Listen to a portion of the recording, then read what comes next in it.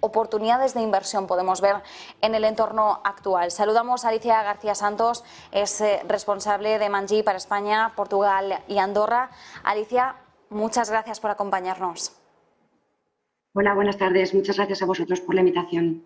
Bueno, Alicia, como decimos y lo decimos desde que hemos arrancado el año 2023, hay grandes temáticas que seguimos arrastrando, que no son nuevas, que han sido las que han movido el transcurso sobre todo de 2022, pero algunas incluso vienen de mucho más atrás. Pero desde luego, si hablamos de un año marcado por la inflación, ese ha sido el año 2022. Hemos visto una inflación en entorno de niveles récord de las últimas 4 décadas. Hemos visto sobre todo la actuación que han tenido que llevar a cabo los bancos centrales iniciando ese ciclo alcista de subida de tipos, y ahora por supuesto nos estamos intentando adelantar a qué es lo que nos deparan los próximos meses, ¿no? Qué es lo que podemos esperar este 2023. En materia de inflación, hay que decir que ya hemos empezado a ver cómo a uno y otro lado del charco, tanto la FED como el Banco Central Europeo han comenzado a disminuir esa magnitud de subidas de tipos de interés. Parece que ahora estamos moviéndonos más en el entorno de los 25 puntos básicos, una inflación que viene descendiendo en los últimos meses. La gran pregunta ahora es si este descenso nos va a llevar a esos objetivos de la FED y del BCE del 2%. ¿Cómo lo estáis viendo vosotros? Bueno, yo creo que es un poco prematuro para aventurarnos a niveles del 2% e incluso para, como dicen algunas casas, para empezar a pensar en un giro de política monetaria con posibles bajadas de tipos en 2023. Lo que está claro es que pues la inflación va a ir disminuyendo gradualmente, es algo que hemos visto en los últimos meses, pero si estamos seguros de algo es que los bancos centrales no van a dar muestras de cambio en su discurso. La inflación va a seguir siendo un tema de gran actualidad y empezamos a ver que en Estados Unidos se está remitiendo. De hecho, en junio pues, vimos unos niveles del 9 y pico, una tasa interanual del 9,1. En octubre nos situamos en el 7,7 y hemos visto ese último dato en diciembre del 6,5. Seguirá ralentizándose pues, por el efecto base, lo primero, por descenso de las materias primas, de los precios de las materias primas, por la normalización en las cadenas de suministro, pero sobre todo por el endurecimiento de tipos de interés que hemos empezado a ver en 2002. Nosotros lo que decimos es que el efecto real sobre la economía de los tipos de interés empieza a sentirse a los 12 o 18 meses desde que se iniciaron esas subidas de tipos. Por lo tanto, pues, esos plenos efectos de las subidas de tipos tendrán impacto en 2023. Dicho esto, estamos empezando a ver que la recesión está remitiendo, pero está remitiendo en bienes, no en servicios.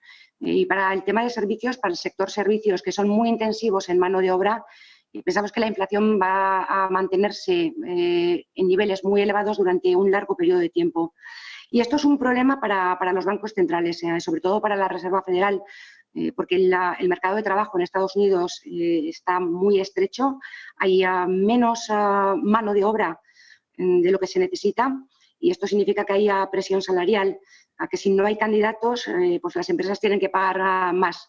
Y los ciclos salariales no duran meses, tienden a durar varios años.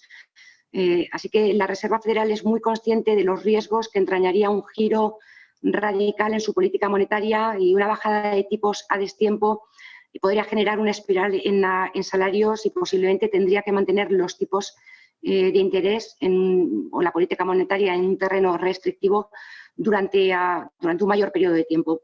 Así que esperamos que a medida que la inflación vaya enfriándose, los bancos centrales irán ralentizando ese ritmo de subidas, pero como digo, es muy prematuro para hablar de bajadas de tipos.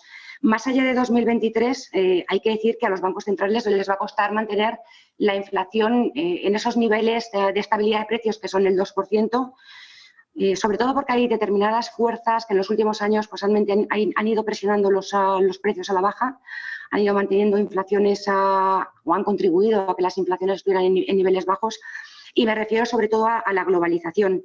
Lo que estamos viendo es que la globalización está perdiendo fuelle, está perdiendo fuerza, y esto se pone de manifiesto pues, con la repatriación de las cadenas de suministro que estamos viendo, con la imposición de aranceles o con otras medidas restrictivas al comercio global. Así que, en definitiva, esperamos que la inflación siga ralentizándose. pero eso no querrá decir que los bancos centrales puedan pasar a tener un discurso menos restrictivo y mucho menos empezar a hablar de bajadas de tipos de interés. Importante el hecho de que no haya o no exista la intención por parte de los bancos centrales de ahora mismo cambiar el discurso. Además, entendemos que también quieren mantener calmados a los mercados, que quieren evitar que haya algún tipo de euforia por un excesivo optimismo y de hecho lo hemos visto, el caso claro ha sido por parte de Jerome Powell, ¿no? En todo momento ha intentado echar jarros de agua fría sobre los mercados a pesar de que hemos ido viendo este enfriamiento progresivo de la inflación, como bien nos decías. Pero insisten los bancos centrales ahora mismo apartar el pie del acelerador o pisar el freno antes de tiempo puede tener unas consecuencias mucho más graves que si mantenemos el pie en el acelerador por más tiempo. Es decir, nos han dicho que prefieren pasarse de frenada a pecar de todo lo contrario. Yo creo que van a seguir, o bien como nos decías Alicia, que es muy posible que van a seguir manteniendo precisamente ese mensaje central para evitar a toda costa un descalabro mayor de las economías. Powell lo decía muy claro, nosotros ya sabemos qué hacer en caso de que provoquemos nosotros mismos una recesión, pero es que si no nos pasamos de frenada, sino que ocurre todo lo contrario, no sabemos muy bien en qué entorno nos vamos a mover y quizás ese ahora mismo sea uno de los grandes temores de los banqueros centrales. Por cierto, respecto a este entorno, ¿no?, en el que nos movemos, parece que se está cobrando más fuerza cada vez el hecho de que Europa pueda evitar la recesión o que nos quedemos en una recesión que sea bastante superficial. ¿Cuáles son los pronósticos que tenéis al respecto? Sí, bueno, las probabilidades de recesión son altas y son más altas si cabe en Europa. Tenemos una inflación pues, todavía en niveles muy altos. También hay que tener en cuenta que el Banco Central Europeo empezó a subir tipos más tarde que la Reserva Federal y las subidas que ha venido realizando no han sido, o ese ciclo de subidas no ha sido tan fuerte, ¿no?, o tan intenso como el de la Reserva Federal. Y luego también hay que tener en cuenta pues, la crisis energética, la falta de independencia energética que tenemos en Europa, algo que pasa en Estados Unidos, y la presión sobre los precios que hay en el tema de alimentos, ¿no? Entonces, bueno, la buena noticia es que ya incluso el Banco Central Europeo en diciembre hablaba de un shallow recession, ¿no? Es decir, que y nosotros estamos de acuerdo, las posibilidades de recesión son altas, pero no esperamos un desplome del consumo y del crecimiento, como están descontando ahora mismo en los mercados, por ejemplo, los mercados de renta fija, ¿no? Con ese análisis, con esa perspectiva, Alicia García, muchísimas gracias por habernos acompañado. Muchas gracias a vosotros. Nosotros hacemos una pausa y